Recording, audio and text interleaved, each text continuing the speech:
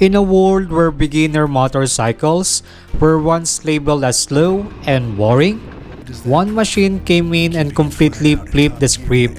The KTM Duke 390, also known as the Corner Rocket, but in the Philippines, they call it the Expressway Key. This is not just a motorcycle, it's a statement. Created by KTM, a brand known for its aggressive, ready-to-race philosophy, the Duke 390 was designed with one goal: deliver pure performance in a compact, affordable package. In the late 2000s, KTM was known around the world as a racing powerhouse. Their bikes were paired and admired on motocross tracks, in enduro competitions, and even on MotoGP circuits. But there was a problem. Most KTM bikes were big, expensive, and out of reach for beginners. The engineers and designers at KTM knew there was a missing piece in their lineup. A bike that could bring the thrill of a KTM to a wider audience without losing the brand's aggressive DNA. But what made it more revolutionary was KTM's partnership with Bajaj Auto, allowing the bike to be mass-produced without losing its performance edge. The result? A machine that brought European engineering to everyday riders. Bajaj handled cost-efficient manufacturing in India. KTM handled design, engineering, and performance. This combo made the Duke 390 both affordable and high quality. Together, they dream of a bike that was light enough for beginners, fast enough to feel like a real KTM, affordable for emerging markets. Engineers focus on three main goals: lightweight performance, aggressive design, and beginner-friendly power. It was a marriage of European performance engineering and cost-effective manufacturing.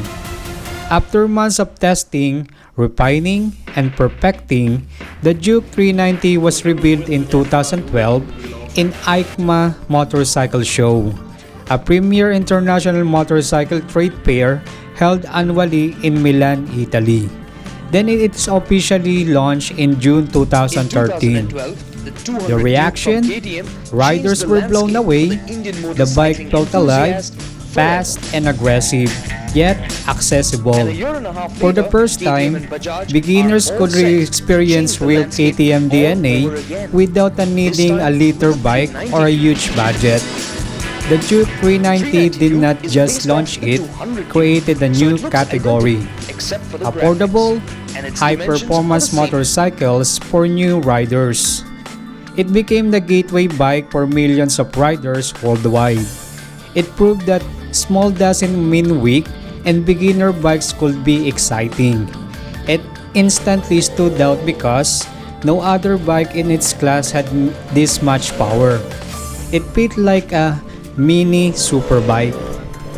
Received strong initial interest in markets like India, with reports of around 1,500 bookings shortly after launch, even before full deliveries had begun. KTM set a new company sales record with 123,859 motorcycles sold worldwide, fueled in part by the launch of the KTM Duke 390. While KTM has not released exact Duke 390 unit sales for that year, early demands such as over 1,500 bookings soon after its launch highlights how eagerly riders embraced the all-new Duke 390. By 2016, the KTM Duke 390 had already made a name for itself. The first generation, a lightweight, aggressive, and thrilling 373cc street fighter, had captured the hearts of beginner and enthusiast riders alike. But as much as riders loved it, there were a few things they wanted improved. The engine was hot and a bit raw for city traffic. Electronics and instrumentation were basic. The design, though sharp, was starting to feel slightly dated. Some complained about comfort and handling for longer rides. KTM knew it had a winning bike, but it also knew that to stay ahead in a competitive market, the Duke 390 had to evolve. KTM engineers went back to the drawing board. Their mission? How can we keep the Duke 390 exciting for beginners and enthusiasts while improving comfort, tech, and overall durability? The answer was a full second generation overhaul without losing the Duke's aggressive Pantherite DNA. So the second generation Duke 390, released around 2017, was no longer just a beginner trail bike. With upgrades that changed everything, sharper design, new LED headlamps, and tail lights, more aggressive body panels, modern styling inspired by KTM's large Dukes, TFT display replaces the old analog digital combo. Clearer, more informative instrumentation, improved electronics for smoother throttle and riding experience, slightly refined engine for smoother response, better heat management. By the early 2020s, the KTM Duke 390 had already gone through two generations. The first generation was revolutionary, a compact, lightweight, aggressive bike that put beginner performance bikes on the map. The second generation refined it further, adding tech, sharper styling, and smoother performance. But KTM knew the market was evolving faster than ever. Riders wanted more power and torque for spirited riding, advanced electronics and ride modes, refined comfort and handling for both city and long rides, sleeker, modern design to match global standards. The first two generations had set the benchmark, but KTM did not want to just meet expectations, then wanted to raise them. KTM engineers studied rider feedback worldwide. Urban riders wanted a bike that could handle stop-and-go traffic without overheating. Young enthusiasts wanted a bike that felt like a bigger Duke but is still manageable. Tech-savvy riders wanted dashboards, ABS improvements, and better connectivity. The mission was clear. How do we make the Duke 390 even more thrilling, modern, and versatile while keeping it lightweight and aggressive? The third generation Duke 390, released around 2024, was not just a new version, it was a global statement. With the upgrades that define Gen 3, advanced chassis and suspension, refined engine, modern technology, and sharper styling, the bike remained a favorite for beginners. It also attracted enthusiasts looking for a miniature big bike experience. It set a new benchmark for small displacement naked bikes worldwide. It became one of the most exciting beginner bikes ever made. The KTM Duke 390 Gen 3 was created because KTM wanted to evolve with the rider. It's not just about power or looks, it's about building a bike that thrills, connects, and excites in every ride. Gen 3 proves that evolution isn't not optional, it's essential. The KTM Duke 390 has its flaws, but for many riders, that raw and aggressive character is exactly what makes it special. The KTM Duke 390 was created because someone dared to ask, can a beginner bike feel like a real KTM? The answer was a resounding yes, and ever since, the Duke 390 has been a symbol of power, style, accessibility in one compact package. Then nagkaroon na naman tayo ng pagkakataon para makita actually and personally, then share our riding experience and first ride in person to one of the version of this KTM Duke 390. Kaya nga, we encourage everyone to do not skip any seconds or minutes until the very end part of this content or video. Kaya nga, wag na nga natin itong patagalin at talakayan na nga natin ang motorsiklong ito, which is KTM Duke 390. Let's go!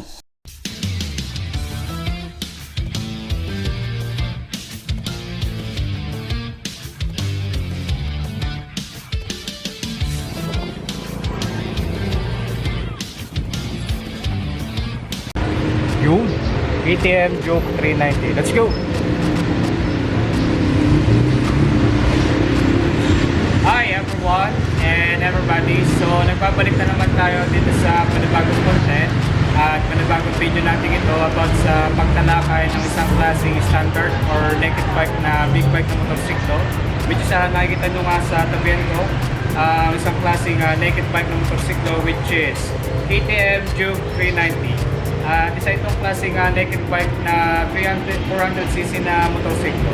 So samahan nyo na muli ako para ma-experience at malakay ng ganitong klaseng motorsiklo from KTM, which is KTM Duke 390. Let's go! Alright, before we get started again to talk about this kind of motorcycle, ay nagpapasalamat po muli ako sa ating mga loyal subscribers, followers at viewers na content at channel na ito. Maraming salamat po sa inyo.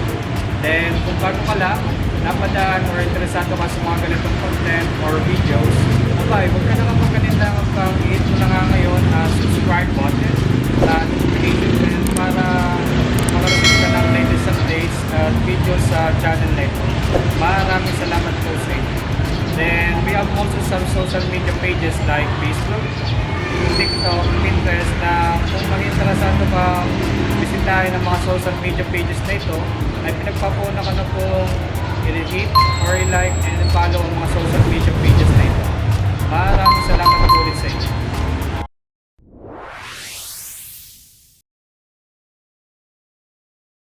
Alright everyone and everybody, so nandito na nga tayo sa motorsiklong ito at masusubungan na nga natin at ma-experience ang ganitong klaseng motorsiklo, which is KTM Duke 390, and I'm really excited to feature this kind of naked bike kasi first time natin makakapag-motor na ganitong klaseng big bike na motorsiklo. So samahan nyo na muli ako para sa panibagong motovlog at pag-experience sa ganitong klaseng motorsiklo. Let's go!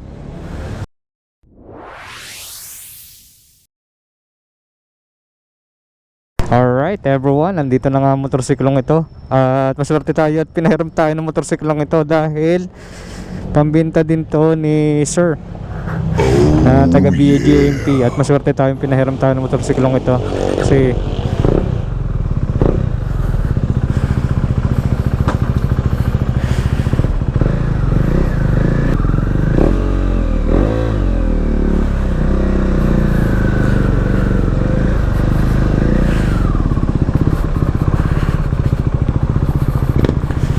ayos din naman eh.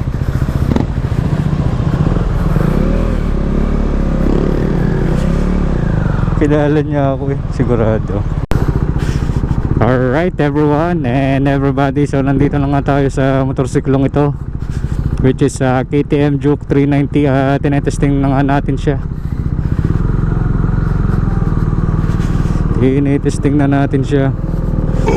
Ang sarap din sakyan ng motorsiklong ito. Mababa yung seat height niya kasi pinababa ito ng owner kasi nakadepende sa height niya. Medyo talaga namang lakas oh. Ang lakas. Ang sarap sakyan talaga ng mga ganitong motorsiklo.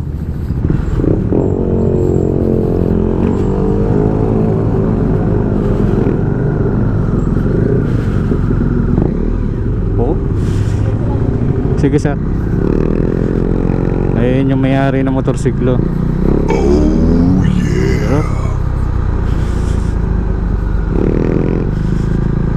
Taga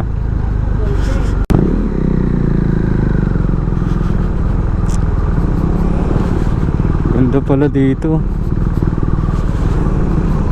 Sa nga pala, nasa Santa Rosa na naman tayo. Taga dito yung may-ari ng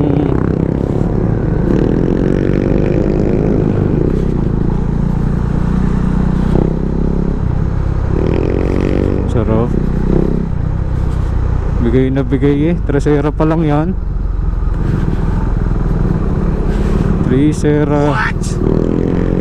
Yung seat height niya hindi naman siya masyadong magarargar kapag sinasakyan. Kahit nasa lubakan, okay na okay pa naman to.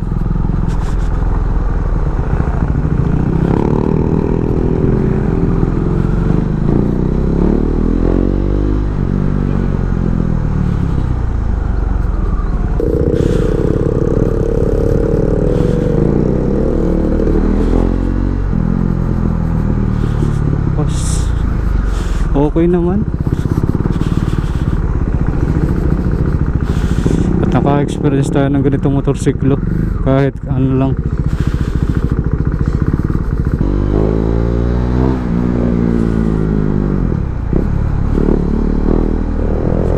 Okay naman. Ganun.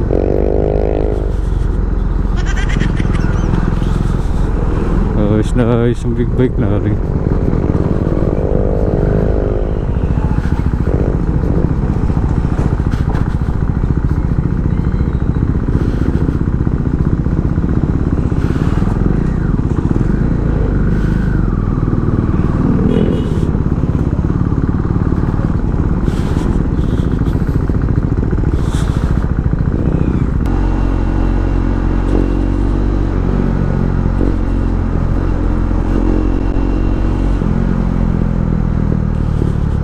Naman siya.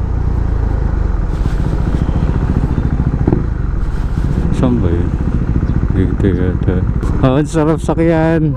At naka-experience tayo na ganitong klaseng motorsiklo.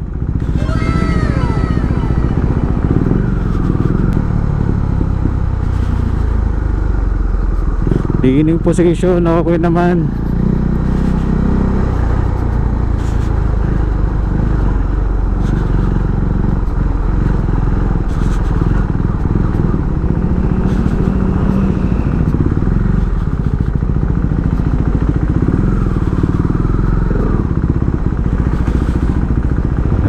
Palabas sa highway. Woo! Sarap. Duke 390 the best. Okay na pang daily. At pang expressway legal. Isa sa mga expressway legal na motor.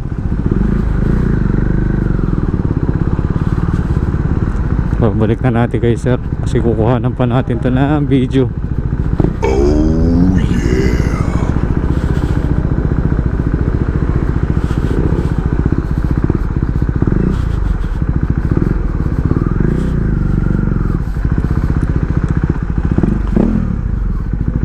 Naman wala sir.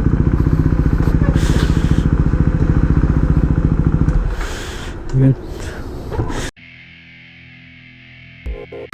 Alright everyone and everybody, so nandito naman tayo sa motorsiklo ito na maswerte tayong pinayaram kahit sandali ang panahon para ma-experience natin itong ganitong klaseng motorsiklo from KTM, which is KTM Duke 390, at makakasama natin yung right owner na motorsiklo ito na nagbi-business din at nagsisimula magbayan sila ng mga motorsiklo at mga sasakyan. Walang iba si Sir Ace, isang klaseng huwarang Jail Officer ng BJMP. Sir, welcome po sa Mykmoto TV. Sir, ikwento nyo nga, ano naging mga naging experience mo dito sa KTM Duke 390? Bakit mo nagustuhan, bakit mo kinuha itong ganitong klaseng motorsiklo? Unang-una, kasi ito fuel efficient na compared sa ibang mga big bikes. So, siguro ang isang litro nito mas malayo compared sa mga Ninja o yung sa mga 650. Tapos, hindi siya ganun kabigat. Hindi siya ganun kabigat. Pagdating mo na yung expressway, kahit daanan ka ng bus, hindi siya namin. So, yun lang talagang yung riding stance nito, talagang sobrang sarap. Tsaka sarap nito ay banking kahit sa talaga dalhin, at tsaka pwede rin mo talagang pangmalayuan po. Pwede talaga. Pwede ka. And then sir, paano na nakuha itong KTM Duke 390? Ito ay pagmamayari ito ng tito nung kasamahan ko sa jail. Tapos parang i-dispose na. So parang nagbebenta gawa ng bibili ng sasakyan. Ngayon, sabi ko dun sa kasama ko, ako na nakuha, titignan ko, ako na kuha. So nung tinignan ko to, taga Candelaria, Quezon, pinuntahan ko ito, hindi ko na pinuha. Kaya nakuha ko siya. Talaga namang sobrang sarap kung nasakyan natin itong ganitong klaseng motorsiklo. Bigay na bigay yung talaga yung power. At naramdam mo yung torque delivery ng motorsiklo ito. Wala rin ka-delay yung ano natin, pagka-try ko dito. Then, ano po yung mga napalitan nyo na dito sa motorsiklo ito? Dito sa bike, ito lang. Nilagyan ko ng alloy na levers. Itong assist. Nilagyan ko ng assist. Wala assist. Tsaka itong tire hugger, carbon na custom bracket. Nagawa ko sa loob. Tsaka ito, yung ilaw MDL, nandiyan na MDL. Tapos yung shock niya, adjustable na. sobrang talaga. Pero stock pa naman po Ang makina po ay stock. Gawa ng, yun din naman sinabi ng dating owner na siyempre kamag-anak ng so tinitiwala ako. Tsaka nung pina-check ko po sa endorse ko na lang yung Big Bike Medic. Sa Rosa, Big Bike Medic. Nakita niyo yung vlog nila. Chinek nila to nung doon ako nagpa-full PMS. So sila din ang nagpatunay na hindi ba nabubuksan talaga. Goods naman talaga. Goods talaga. Talaga nagandang din. At saka maririnig mo pagka talaga nabuksan. Okay, iba. sabihin mo. Talaga. And then, Sir Ace, maraming salamat at talaga pina-experience sa akin to ganitong klaseng motorsiklo. Isa sa mga one of the recommended naked bike in the market today. At talaga namang hindi ka malulugi pagka nabili mo itong klaseng motorsiklo. Sir Ace, maraming salamat po. Thank you for sir. Thank you salamat, Mark. KTM Duke 390, the best.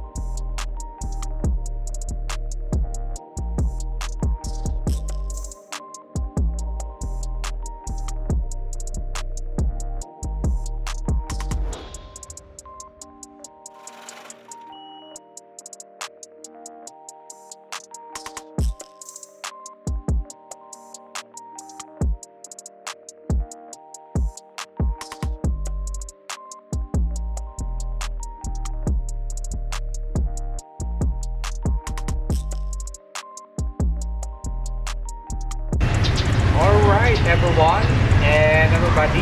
Dito na nga nagtatapos sa video at content natin ito about sa pagtalakay ng ganitong klaseng naked bike na motorsiklo from KTM, which is KTM Duke 390. At maraming salamat po sa sinamahan niyo muli ako sa panibagong content video natin ito. At muli, ito si Mykmoto TV or Motovlog. See you again guys.